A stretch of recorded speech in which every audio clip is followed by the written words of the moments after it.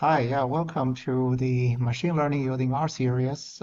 Today I want to talk about random forest by using the render package. So this is another R package which you can use to do random forest analysis.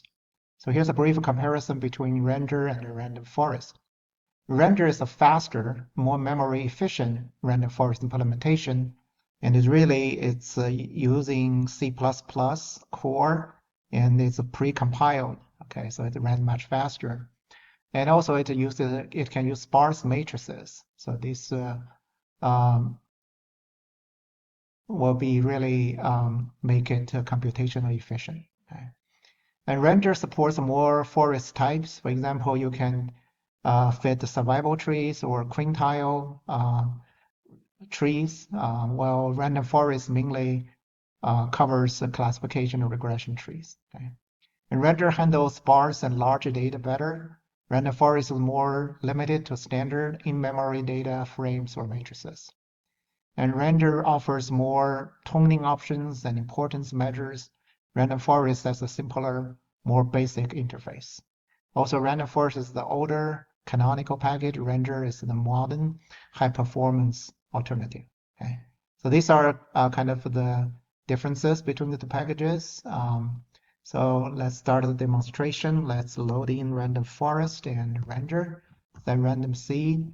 Now I'm creating a simulate data sets with actually 1,000 observations and 5,000 predictors. So this is a matrix. Get some matrix names, and we create a binary outcome and using only the first few predictors. Create the probability of success and create Y. And here's the data set is huge, so it doesn't print out the whole data frame by default. If you want to really see it, you have to expand by using the option and increase the maximum amount of print out. Okay. And we can do the training and testing split data set because we want to generate accuracy measures. So we do the random forest using the random forest package to fit the model. So you can see I'm going to wait a little bit. Okay, so it's counting.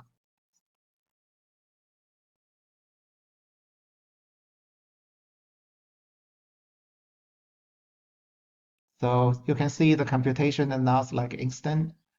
So it uses some in-memory computation, and we have like 5,000 predictors here. So it's gonna take some time.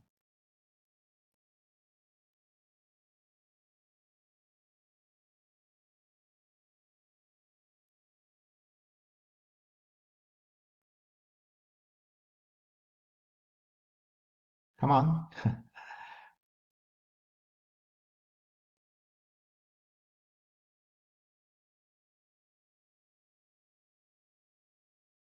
Okay, so yeah, it's take a little bit less than a minute. Okay, so we want to print it out. And it has this output, and we can do some prediction, and then print out the accuracy, which is about 57%. Okay. So now we use the render package. So this, you can see the syntax is similar. Here, we want use probability equal false, so just save some computational time. You can see it's finished the computation very quickly. Okay, so it's much more computational efficient. And now we can also calculate the accuracy. It's 58%, a little bit higher than the random forest. Okay. All right, and part two, I want to show you some additional renders capabilities, some additional examples to demonstrate. First is the variable importance. Let's say print out the top variable importance and just using that variable importance component of the list. The render underscore fit is a list. Okay, and then we sort, we order, and you can see the X1 is the most influential one, right? So, and it goes down pretty quickly. And then we want to calculate predict probabilities and not just classes. Then we have to remember back there we used the probability equal to false. So that fit doesn't really have the probabilities, but if we will use probability equal to true, then we can actually calculate the predicted probabilities, okay, for the first few cases. And okay, the classes is 0 and class is 1. That's the y levels of y. And we can extract the OOB error rate. So this is 0.43, about 43%. Okay. Okay, the next option is we can do parallel computation if available. So it is available on my computer. So I'm going to use this. You can see it's a parallel render underscore parallel render. And then you can see the most important thing is the number dot threads equal to 4. The number dot threads is the number of CPU cores for parallel computing. So that depends on how many CPU cores you have on your computer. Okay. So we will do that. And it's also pretty quickly. We can print out the OOB error. Now it's about 45%. Okay. So if you have a very large data set, this is an option to kind of reduce the computation by doing parallel processing. Okay.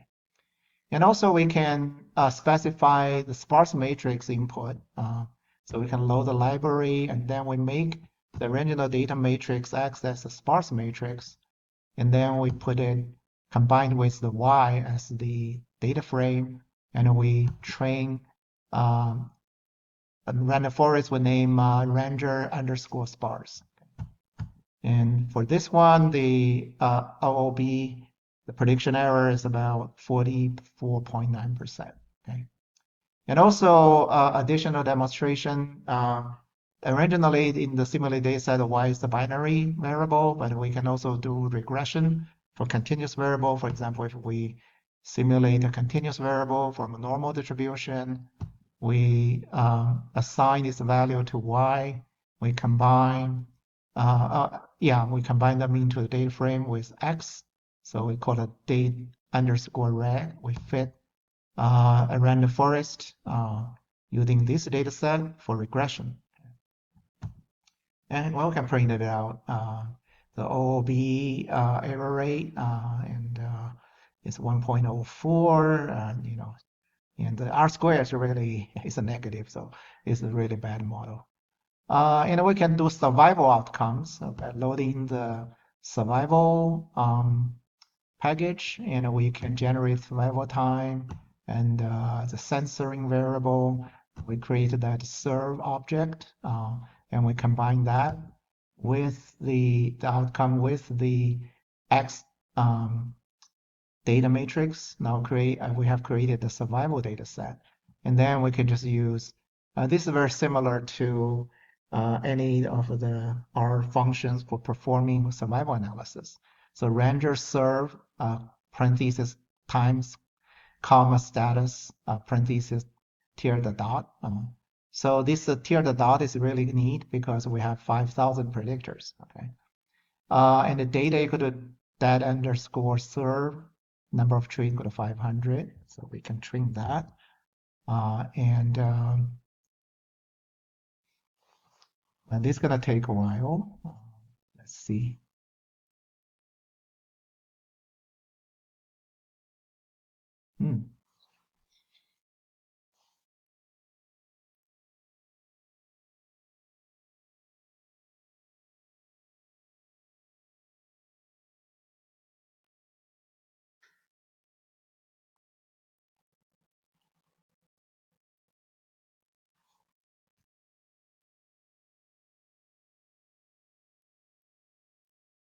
Okay, now some messages appeared here. Said growing trees, progress 1%, estimate remaining time 1 hour 42 minutes and 9 seconds.